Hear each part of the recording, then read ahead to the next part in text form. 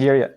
Hello and welcome to this evening's episode of our Facebook Live broadcast, where we'll be speaking with the number 33 of Wayne Garrett. Now, Wayne has multiple National Irish titles and even represented Ireland in the Motocross of Nations. We're going to be going through it all here this evening with thanks to sponsorship from CCM Racing, from Motoclick, Before MX and Factory Fins. So without further waiting, let's bring Wayne onto the show here now. Hi Wayne, good evening. Thanks for joining us. And how have you been enjoying lockdown and everything that's been going along with it for the last few weeks?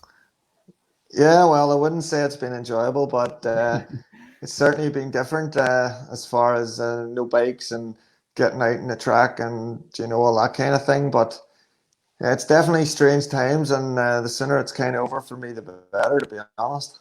Yeah, I think everybody's kind of feeling the same way about that. And, we're all looking forward to getting back onto bikes a bit. And I think a few of the tracks are starting to open up again in the north. Is that true? Has there been some bike time going on? Oh. Yeah, I think a lot of the tracks now do seem to be opening up again. And there's a lot of sort of activity as far as everybody seems to be quite keen to get back out and on track and knocking in the laps in the practice sessions. But I just don't know how close it's going to be before there's going to be any sign of any racing yet. Yeah, absolutely. And just before we continue on, I just want to add in as well that if you have any questions for Wayne, you can type them into the comments below on the CCM Racing Facebook post. So I have an example up here. And we have one in here from Curtis Brown. It says to play Supercross 3. I don't know if you know Curtis or not, but that's what we're starting off with tonight. But, I know Curtis. Cool. I think Curtis's life revolved too much around Supercross. Fair enough. He's probably not the only one in the last few weeks. But anyway, Wayne, let's talk about you and how you started off in this sport. So I have a picture here going back a few years. So can you point out to us which rider you are and how long into your journey in motocross was this when this picture was taken? Yeah, this year was, it was actually my third year racing, 1995. Which was a long time ago when you think about it. But I started off in 93 riding a PW50 and when I was 7, and we decided to kind of move up early to the 80 class at that stage. And to be fair, I don't think I was ready for an 80 because I'd just done a first year on a geared bike, and we kind of went down the road of a Yamaha, and it just wasn't the bike back then that would have been the ideal for starting out in the 80 class. And I would say, to be fair, a good going mountain bike rider could have passed me back then. So this is you here then on the number 3 in white, is it, on the Yamaha? That's exactly it. Number 3 in the Yamaha. And I kind of spent most of my youth. Yeah, go on. Yeah. I spent most of my youth career as number 3 from the 80 class right up through until the 125s. And switched over to number 33 then at that point, was it? No, well, 33 sort of didn't come about till 2006. I was just kind of every year picking whatever number I finished in the championship once I left the youth. And we just decided in 2006 just to sort of go for a number. And I don't know, kind of 33 just sort of fitted me at that stage, and it kind of stuck from then on. Yeah, so you're saying here that this picture was from 95 or 96, but what circuit is that? Where was this taken? That is Desert Martin. Oh. The straight leading up till the finish line.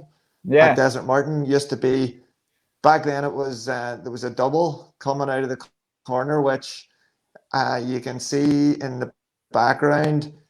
That, believe it or not, is Roston Levy from, I'm not sure what part of he's from, but that's Roston Levy and Nicky Adair, and he's just come over the first double, and then it was a triple, and it was kind of, back then it was Evel Knievel for me. I had to nearly stop going around the corner to get myself straightened up to build up the momentum to even try and hit it, and then back on the brakes to roll through the triple. So it wasn't too much airtime back then, I can tell you. Yeah, it certainly looks like a tricky section to get right, But did you have much success then as a youth Yeah, rider, Wayne? yeah. So obviously in 2007 and 2008, you finally became a national Irish champion. But this is you here in the white jumper holding a couple of trophies. So you must have had some success back in the day as well.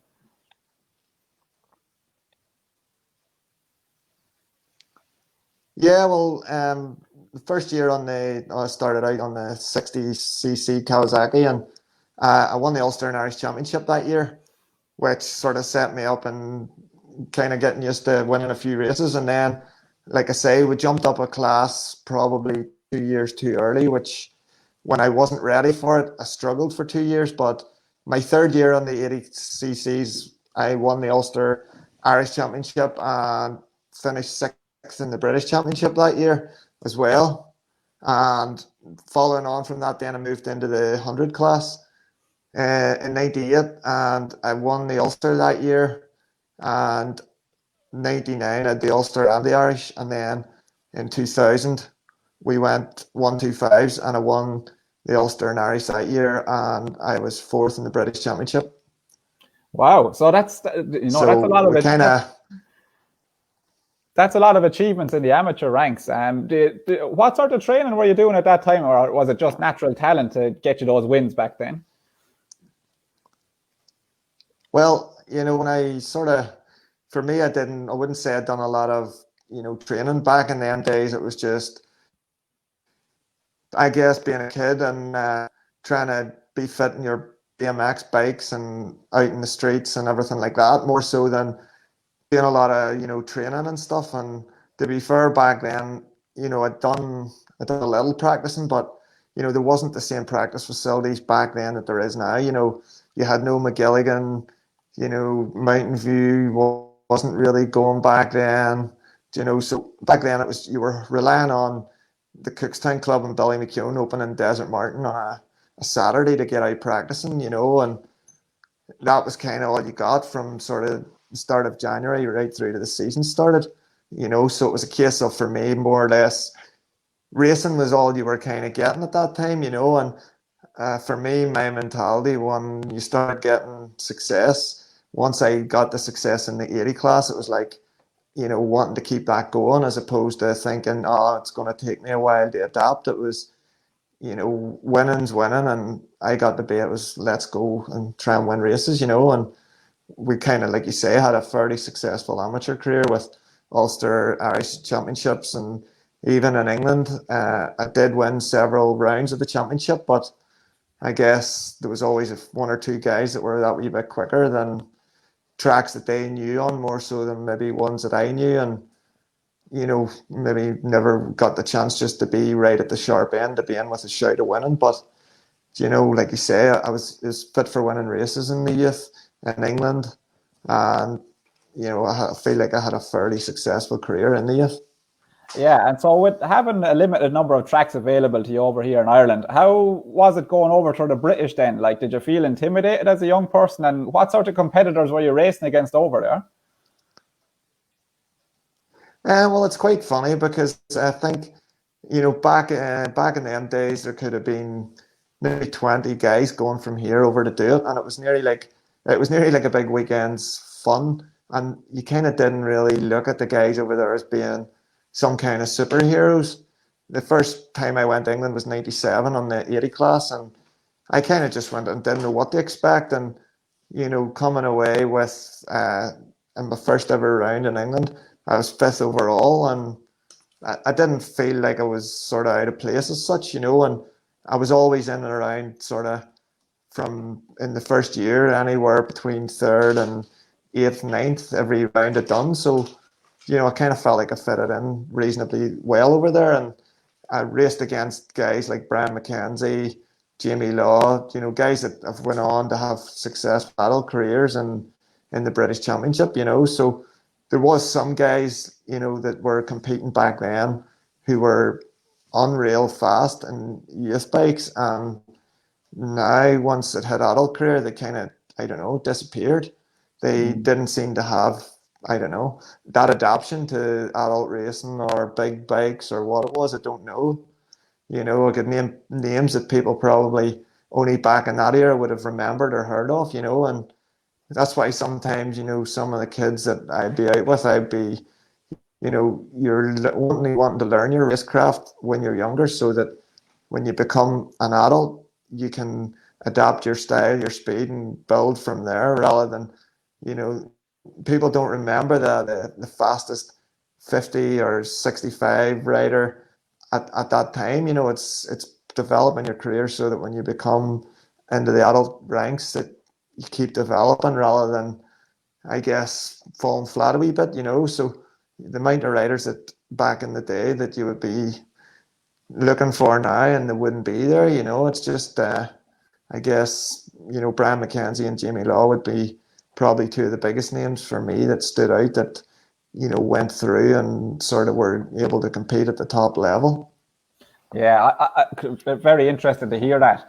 Like there's so much effort or emphasis maybe put on young riders, and then, as you're saying, when they become an adult, they kind of disappear out of the sport. So to that point, then, would you encourage young Irish riders that are able to go over to do the British racing to do it still, or do you think they should maybe hold off a little bit and try go over there when they're more ready for adult racing?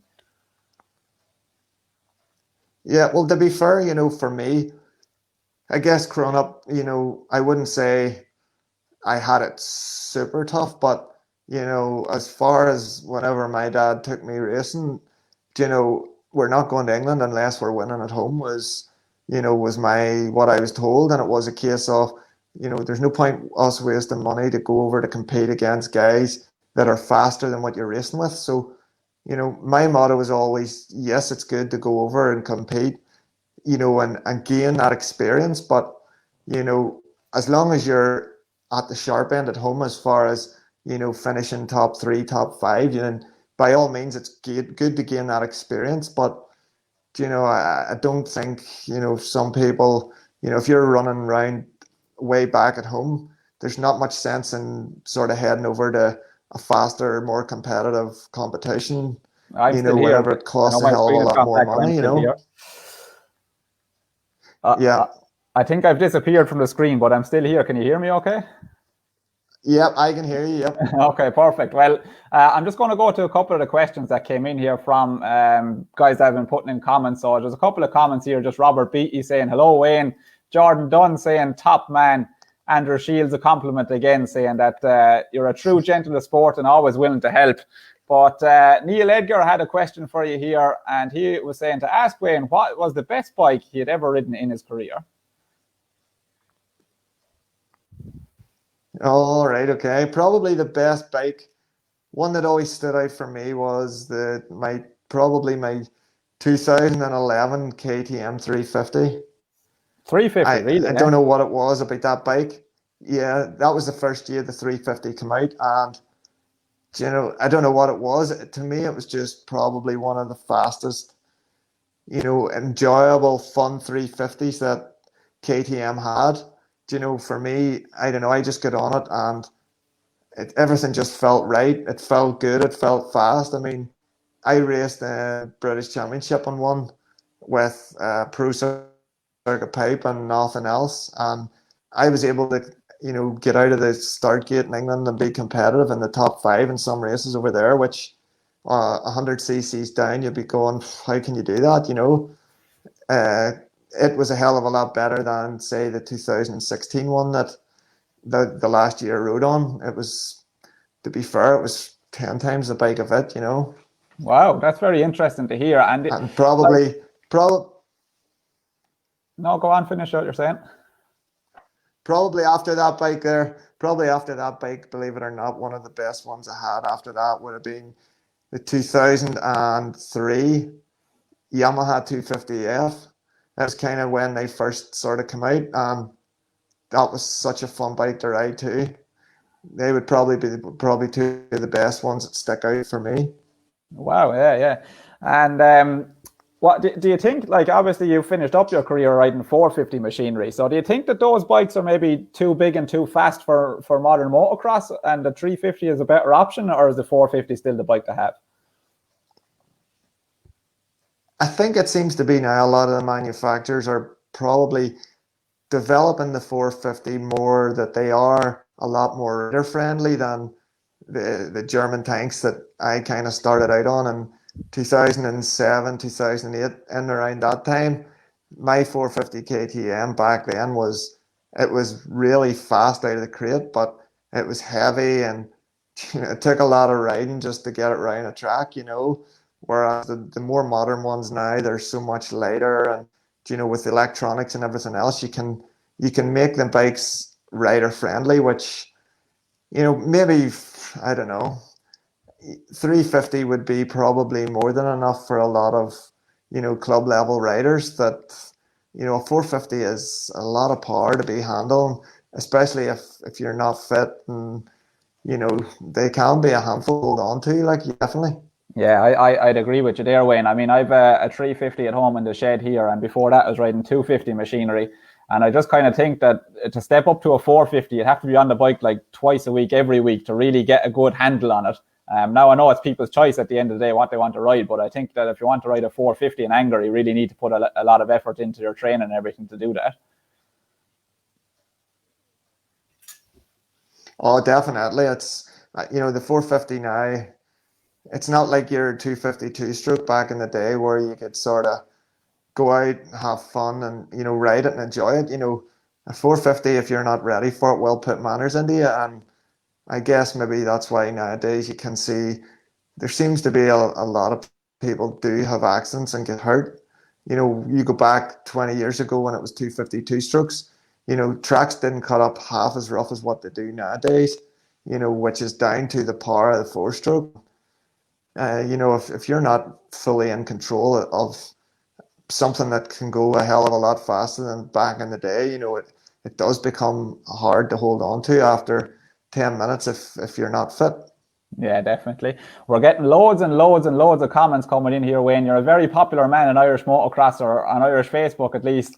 And so I'll just read off a few of them here. So Robert Beatty had answered the question for you, saying that KTM was the best bike you'd ridden in your career. Jim Boyd here saying that you're one of the best. Gary Addis saying, looking well, Captain. Raymond Hare, you. Jim Boyd again, true gent. There's a couple of questions here for you that I'll get to again later. Claire McAvoy saying that you're a top man as well. So great to hear all that positive support for you, Wayne, coming through on the live feed here this evening. But I'm going to get on to your adult success here now, and I've stolen a picture, which I think you told me from earlier was from the John Donnelly Cup, but this was the same year that you wrapped up an adult National Irish title as well. Is that correct? Yeah, 2007 was probably one of the most successful years I had in probably racing at home. I ended up that year, I got the Ulster MX1 and the MX2, and I also got the Irish MX1 and MX2 all in the 1 year.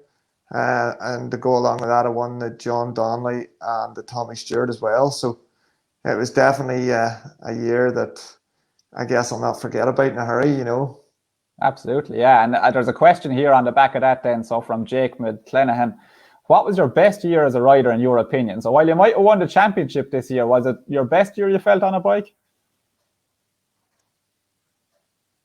Maybe not the fastest I kind of went as far as, feeling confident. But I guess that year everything kind of fell into place. And, I think that year, Irish MX1 class, I was only kind of beaten the very first race of the season that year. And come the end of the year, I don't know what you would call it. Everything just was coming sort of fairly easy. Well, not easy, but it was sort of effortless. I think the last round of the Irish Championship that year, Gordon Crocker turned out on a 500 two-stroke, and Wow. I managed to sort of catch him and beat him in both races that day and for me, for the status that he had, I guess that's something, that I can feel sort of proud about. Maybe not in his heyday. That was at Tandragee. Yeah, wow. And so like I say, for me, yeah, and for me, even knowing that maybe he wasn't as at the peak of his career, but it's nice to still say that you were able to beat somebody of his level, you know. Yeah, definitely. So I guess GT7. 2007 was a year. 2007 was a year that sort of everything kind of fell into place, and that was the same year that I got on the Motocross Des Nations team as well. So I don't think I could have sort of got a more perfect season than what I did in 2007. Yeah, but that's brilliant. Just before, I'd like to obviously ask you about your Motocross of Nations appearance as well, but there's a couple of questions here. So Curtis Brown had a question, and he wants to know, what was your favorite track?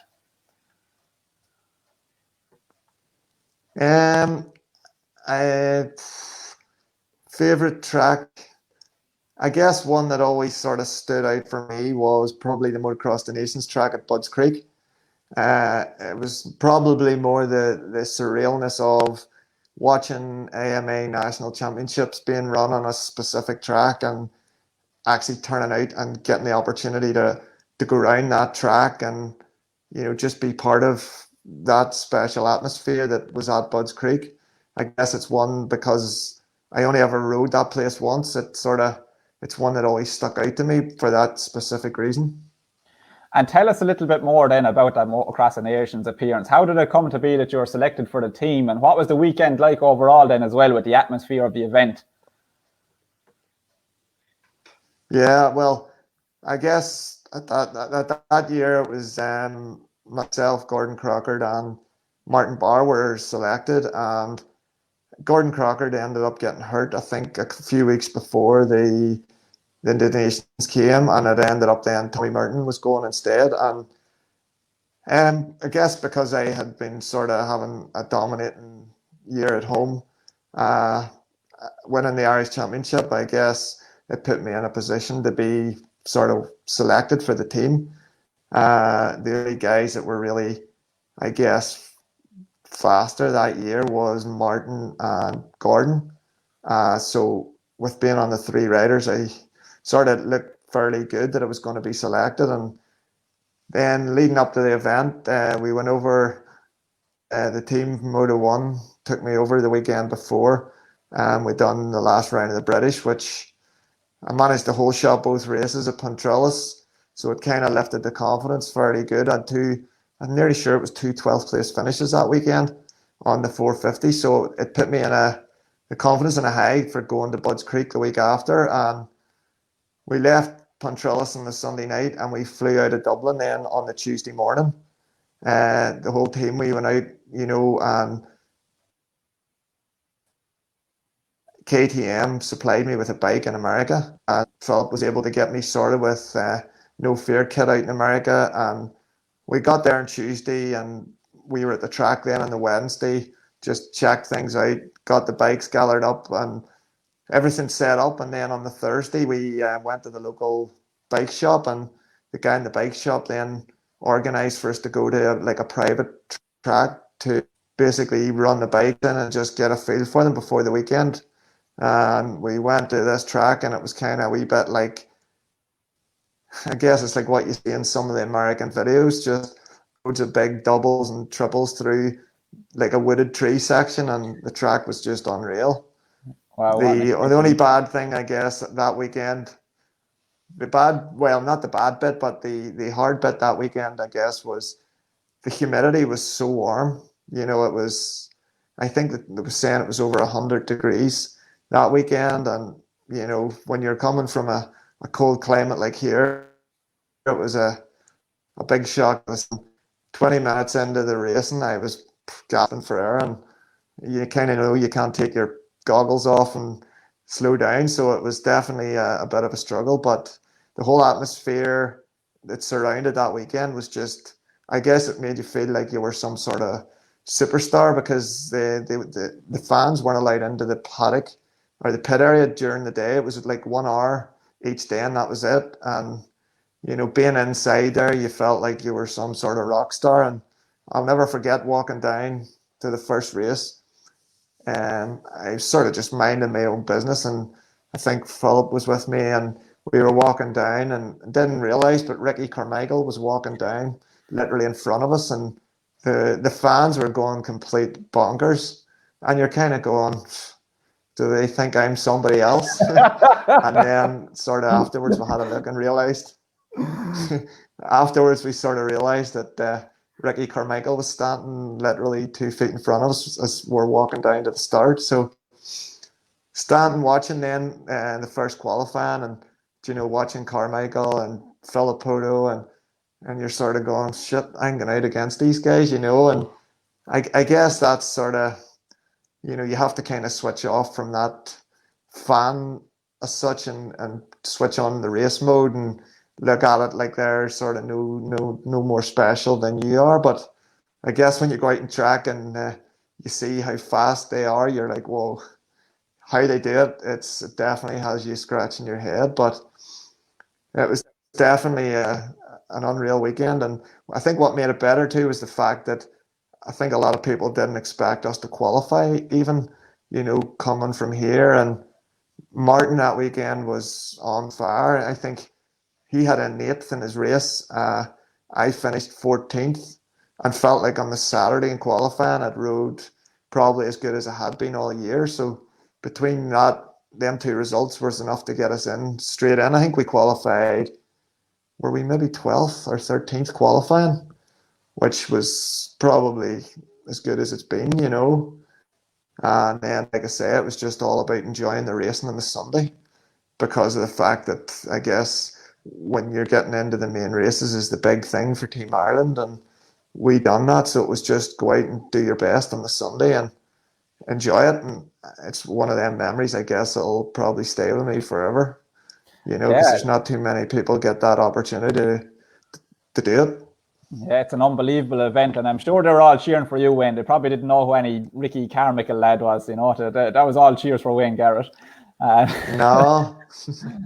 Yeah, so you're exactly right. So I'm just looking through some of the comments here as well, and to bring it back to home turf then, and a performance that you can be proud of. There's a comment here from Jared Scullion saying, "How did it feel beating Mike Brown at Dunnamana? What a race to watch chasing him down." So is that American Mike Brown that, raced Southwick until he was 400 years old and still finished in the top 20? Yeah, that's him.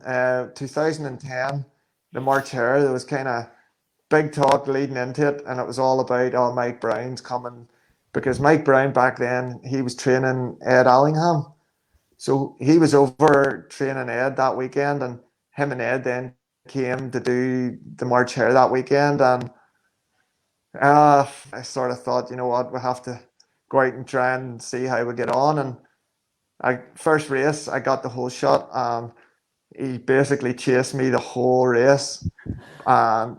I was the last few laps, I think I was hanging on for grim death with arm pump, because I guess the prospect of beating Mike Brown, whether he was 20 years past his best or not, he could still ride a bike, and I held on for grim death. And luckily at the end I managed to stay in front of him, and he stopped with me after the race and he confessed to having really bad arm pump as well. And I thought, I'm glad to hear that, because you weren't the only one.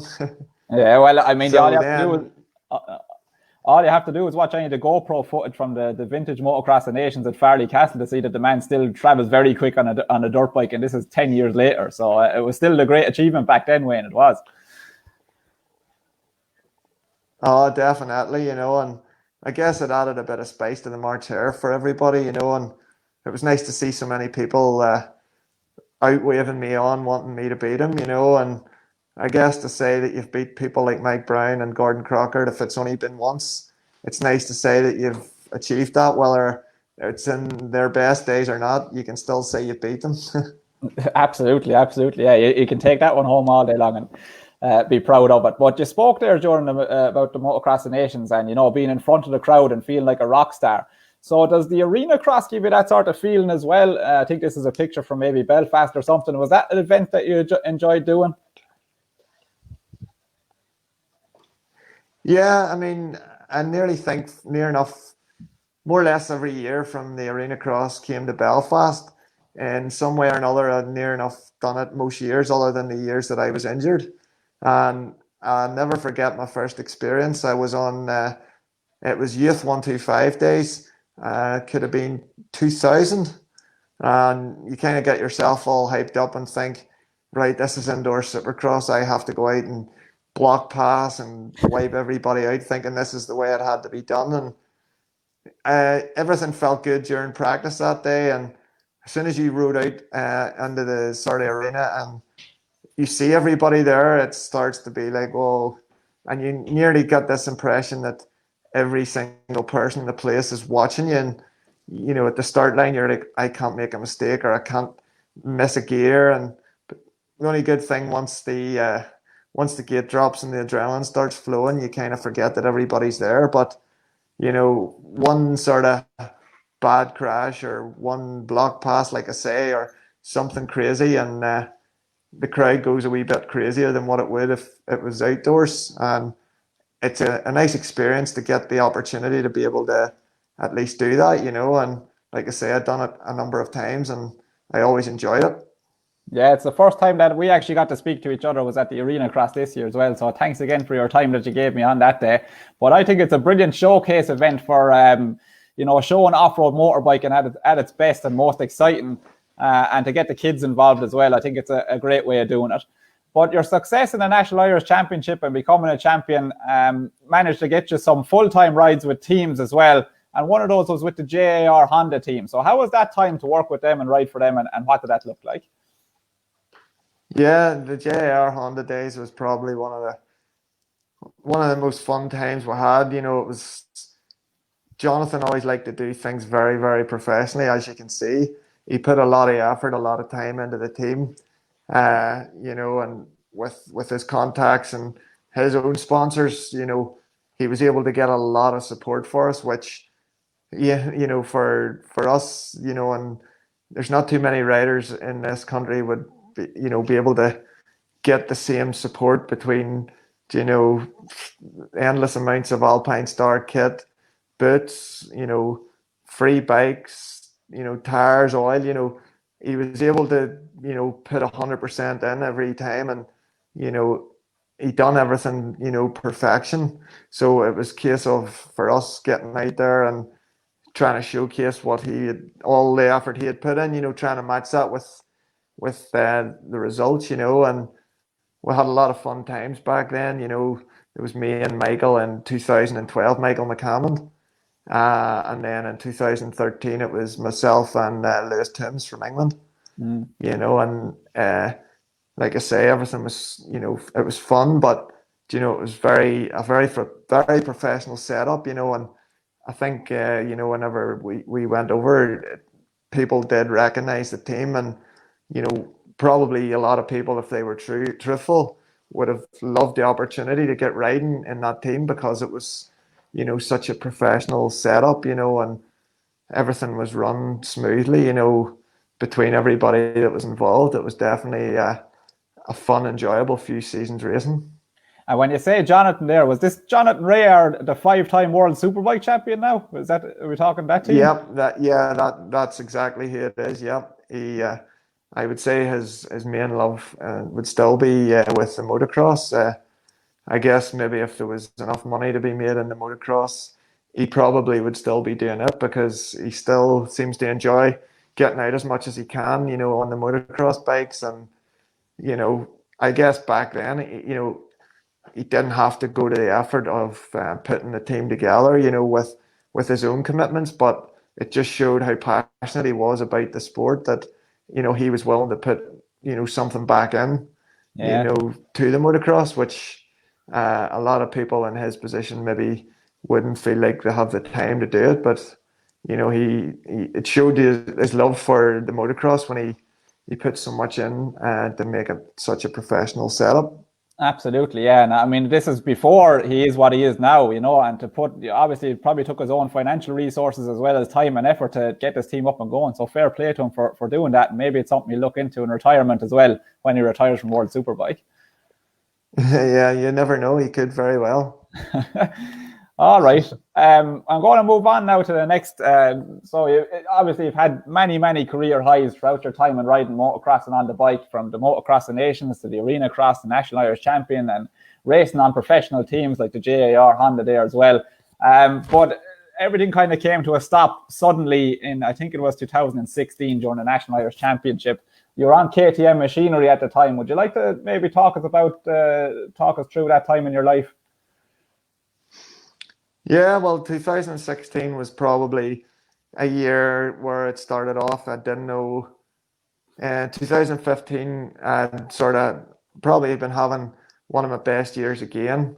I'd won a lot of races up until we went to Vernon Mount, Cork in 15, and just couldn't see with the dust in the last lap of the last race, and just got caught out with the track and more or less got high-sided onto the tabletop, and me being me, adrenaline buzzing, jumped back up onto my feet, and my leg sort of buckled in and gave way, and I was like, oh no.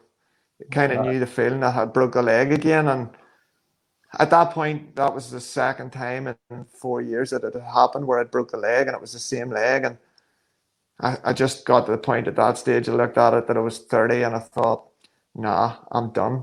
I'm sick of getting sort of these injuries, and I'd sort of everything sold, and that was me finished racing. And then as sort of 2016 started to come, there was still no bikes, sort of November time, and I was back training flat out, and sort of Sarah had said to me, why are you doing all this training if there's no bikes? And I was like, I don't know. I'm sort of like, what else do I do with myself other than, do this? Because this has been the way I've been programmed for the last 10 years. And I went then with Neil Egger, a friend, we went to the KTM test day, and I was going just to watch, and we left the track, and I said to him, I think I'm sort of getting the bug back again, and he sort of looked at me and went, right, okay, and I sort of came home, and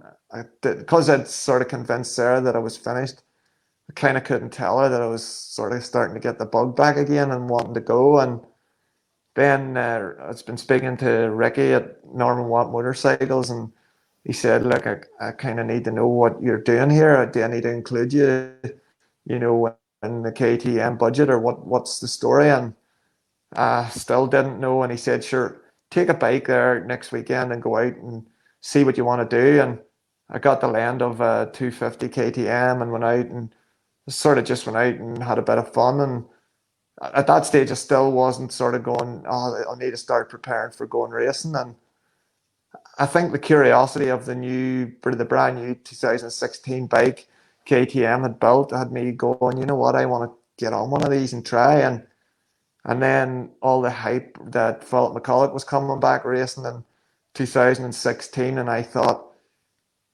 I kind of want to be a part of all this sort of atmosphere and hype that's coming along. And it was 10 years from he had stopped, and I thought, if he comes out and goes well and starts beating these boys and I'm not there, I kind of going to feel like I'm missing out on something, So I kind of got myself all hooked back in, and I went for the 350 again.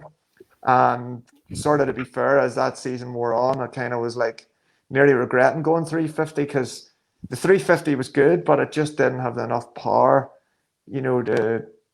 as what the older 350s had. It kind of maybe softened the power a wee bit on it, and I just didn't feel it was as good a bike. And to be honest, I struggled a lot the whole year trying to get a good bike setup. With the air forks, I just could never get a nice feel. Anytime I went to Desert Martin, place like that where the track was rough, I was guaranteed at best to be a fourth, fifth place rider, and I just wasn't enjoying it. But at the same time, I kind of was like enjoying the whole going racing, and the whole year I never really put pressure on myself thinking I had to do this or had to do that. I was just take a step back after what happened to me in 15, and let's see if we can just, I don't know, get a year with no injuries, and look to 17 then as a building year, because I'd sort of look back at my career, and any season that I'd had a decent year and had a good winter with no injuries, I managed to come out the following year stronger than what I had in all the years past. So that was the plan, to build into 17, and I didn't really have any crashes or any copes or silly mistakes the whole season until like I say, we got the Athlone, and I guess you just never really think about having anything major happen. You're always like, well, broken arms, man, broken legs on man, and we started then race three at Athlone, and I guess already I was sort of starting to think, right, let's get up the road. We've back to work tomorrow. I had training schools planned for the Monday and the Wednesday, and I had a busy week ahead. And I guess it was already starting to think, about what was happening. And first lap into the race, I was lying third. Was I third? I think it was Stuart Edmonds, Dickey, and it was actually John Mayer was third, and I was fourth. And three corners in, where you come down the big long straight and turn around the tree, I managed to slip around the outside of John, and then as you headed into the sort of was like a bomb hole into like a Tripoli section, just coming around the corner, everybody was coming down the left of the track and squaring the corner for the next jump, and I knew that John was going to try and come back in underneath me, which he did, and as I took off up the jump, I just felt his bike, latch onto the back of me. It sent my bikes, sideways. And basically I hit the deck, and, land.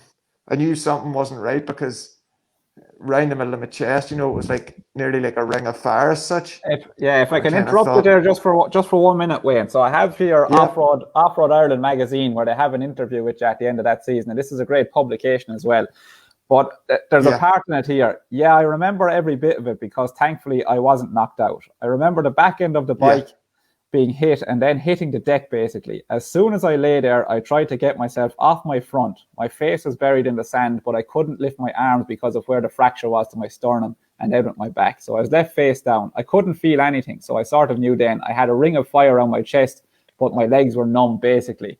What a feeling to go through, Wayne. Unbelievable. So tell us, in the immediate aftermath of that, then, how did everything play out for you? Well, I think it was it was weird, because I kind of could feel my legs, as in my legs were like really burning, like a burny, tingly feel, but I could feel, but there was just nothing happening. And because of my head was buried, the sand, and as I tried to lift my head, just nothing was happening, and I was like, shit, what is this? And basically all I could do was sort of lie there until the first aid came. And like I say, when they came, then it was like trying to get the helmet off, and they spun me over then onto a spinal board, and I don't know, they started to feed me, I don't know what sort of morphine, or I don't know what I was being given, but basically after that it was nearly like a blackout.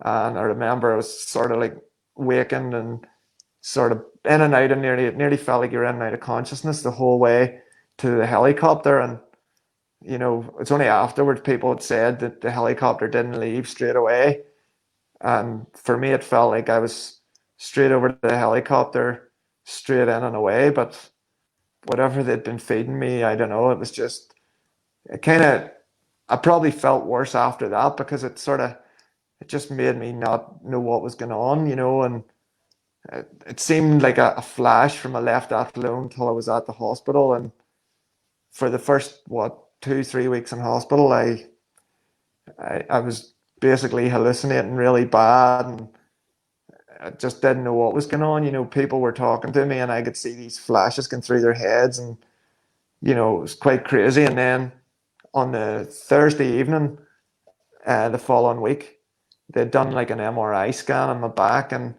it turned out that all the metalwork in my back had all basically came loose.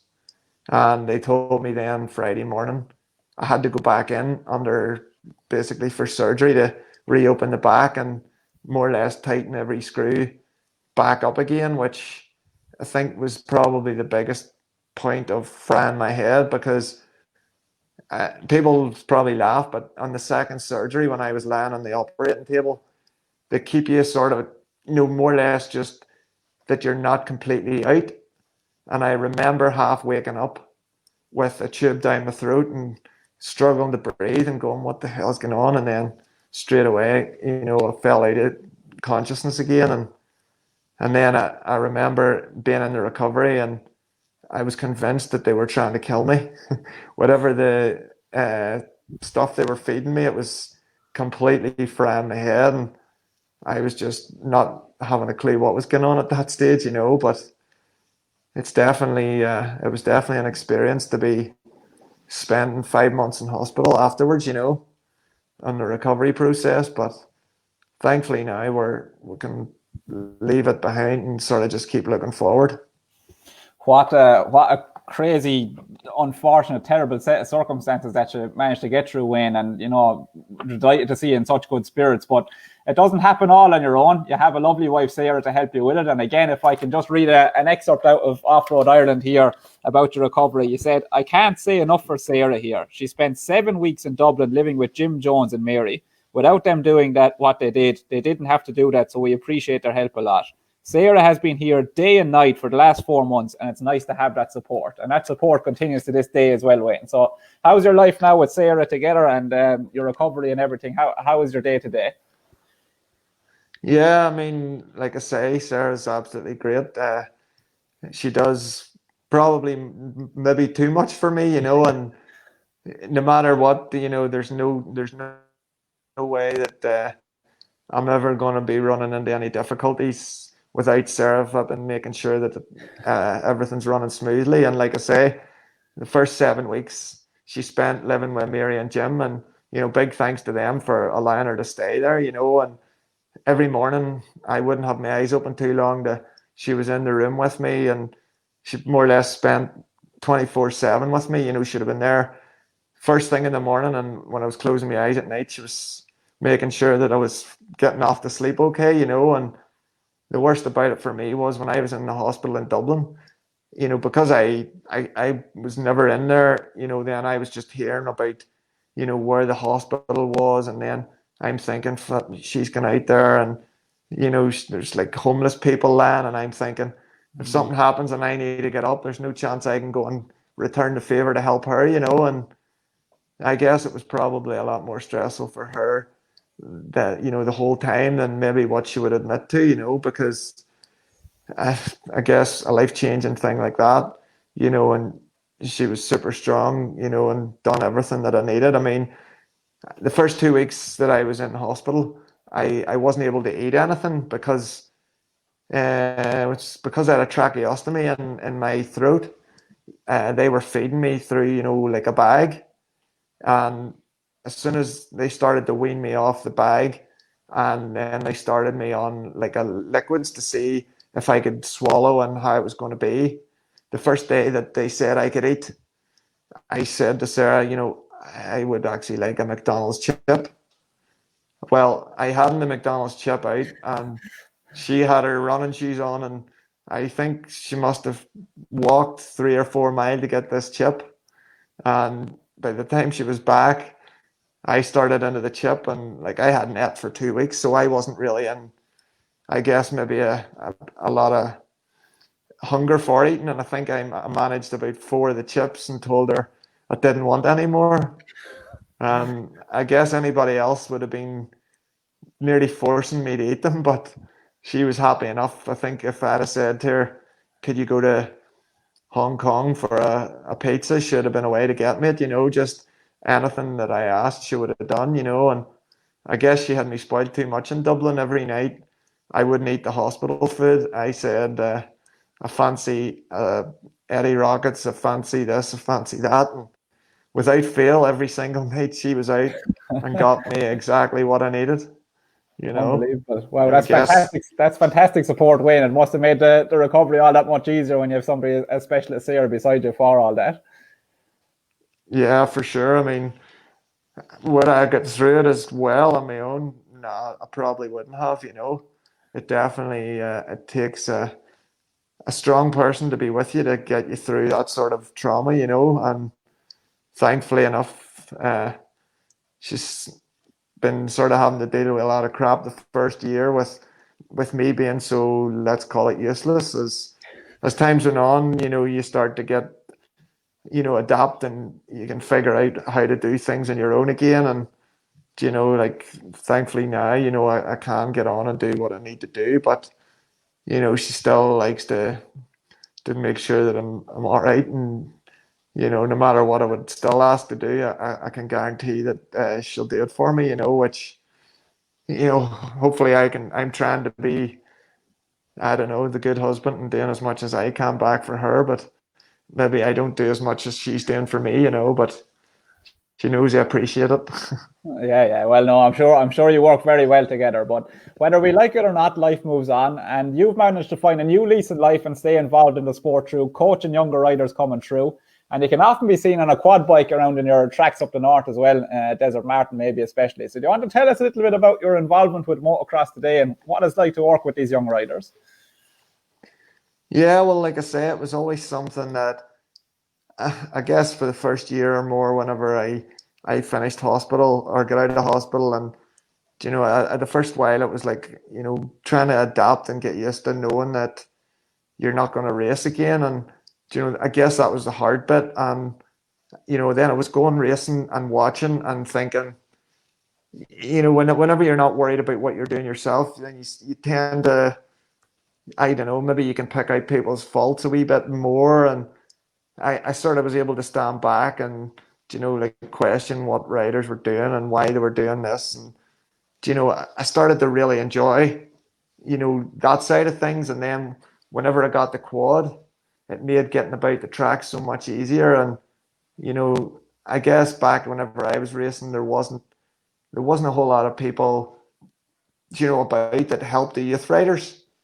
So it was a case of, getting involved, trying to help, some of the youth out to see if I can pass on a wee bit of knowledge to make them that wee bit better, and I do that now, and I really enjoy, helping out the kids, especially, you get kids that really understand, listen, and do what you ask them, and it kind of makes trying to help them that wee bit more enjoyable. And it's a pleasure when you see somebody maybe jumping a jump for the first time, and the satisfaction they get out of that now is what sort of gives me the buzz now.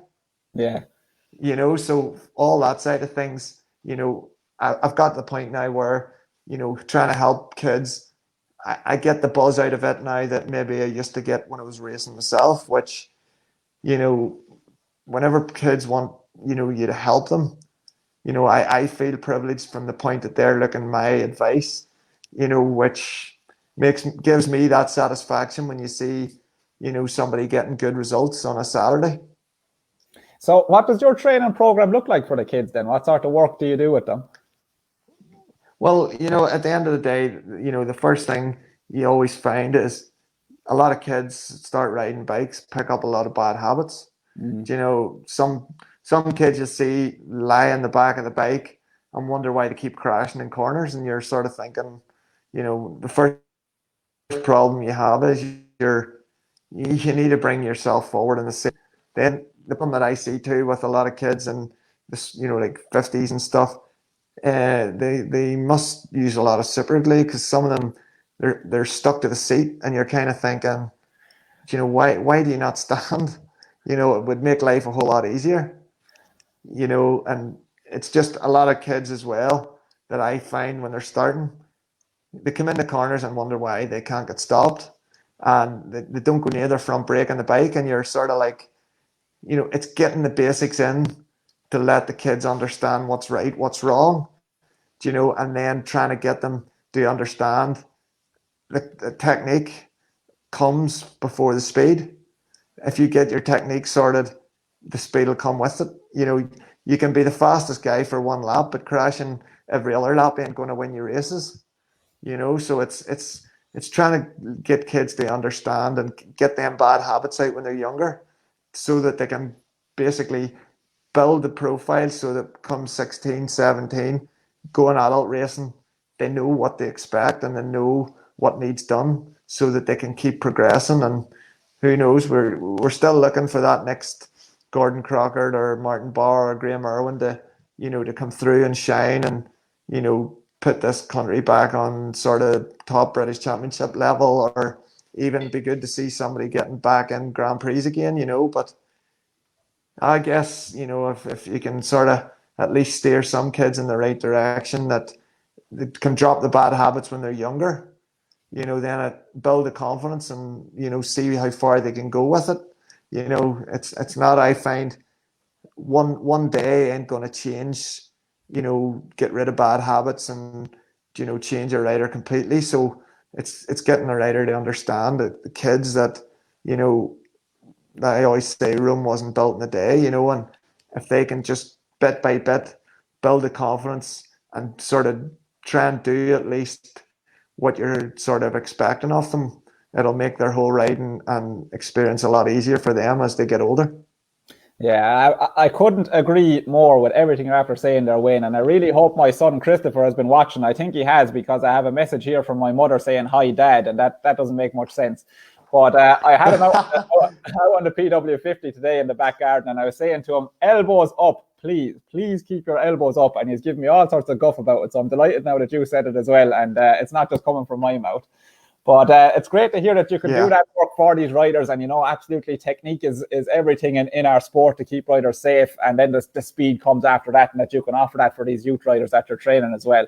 I'm just going to get to a couple of the questions that people have put in the comments here to wrap up, because we're on for nearly an hour, would you believe? So there was a question here from Barbara Ann Mackin. And she said, "Hi, Wayne, what's the best advice that you can give to teenagers starting off?" And I think we might know the answer to that already.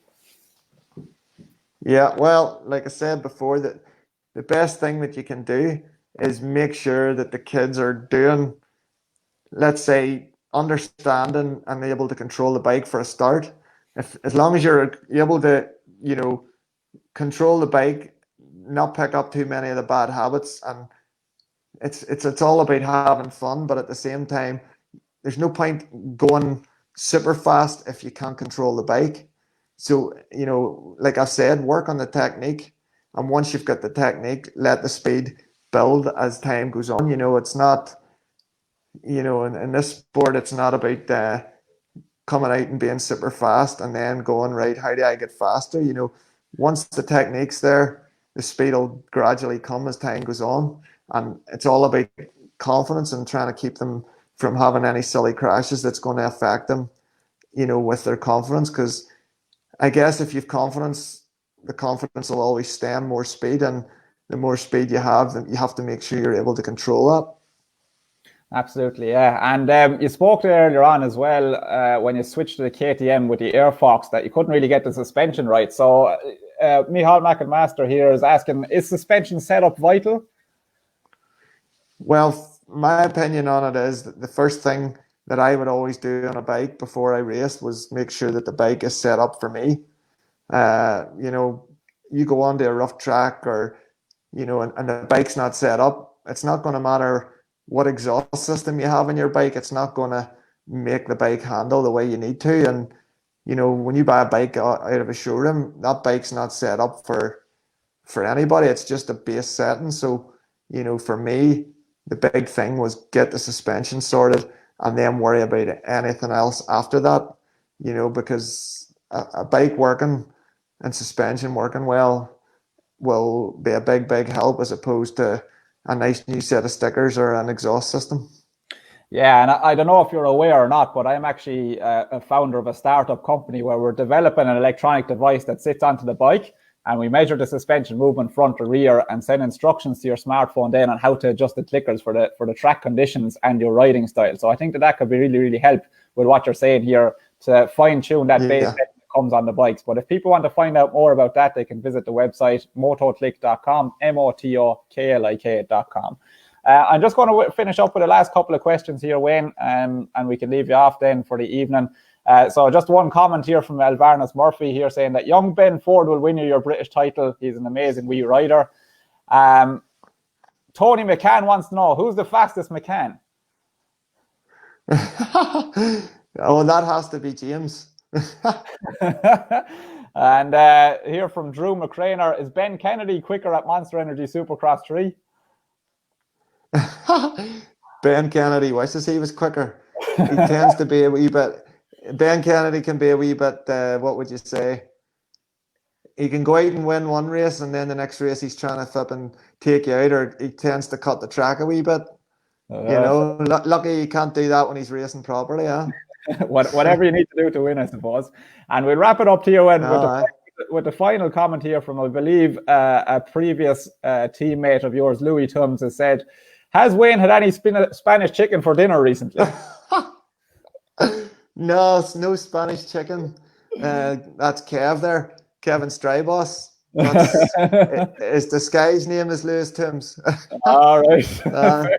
No, me and Lewis spent a bit of time down in Spain, and the guy Ryan was with us, and his dad loved the Spanish chicken, and put it on the slow cooker, and we were spoiled with Spanish chicken the whole time we were in Spain. And maybe a wee trip back to Spain for some Spanish chicken would be nice. Yeah, when the flights open up for us again after all this virus crack, you can get back to your Spanish chicken again. All right, Wayne, we're going to leave it at that. We've gone over the hour. It's been absolutely brilliant to talk to you and get all your insight. And, you know, for young riders who are looking for a bit of training and advice, I'm sure Wayne is a great man to go to get that technique right and get that speed up as a result. But a big, huge thanks to CCM Racing for sponsoring the show this evening to get to talk to Raymond Hare. You can find out more information on them on ccmracing.com. They're a main dealer for Husqvarna. They've got loads of gear for sale. They've got their parts there as well. Sending it all out for shipping, and you can purchase it online. Also presented by me here from motoclick.com, the product for automated suspension setup, and you can find out more about that at motoklik.com. Factory Fins, custom helmet fins for your helmet, and beforemx.com, the classified ads website for everything off-road. Wayne, have a very good evening. Enjoy your weekend. It's been brilliant to talk to you, and hopefully we'll see you around at the tracks again soon. That's great. Super. I'll catch up with you soon. Thank you very much. All right. Have a good evening. Bye-bye. Cheers. Bye-bye. Bye-bye.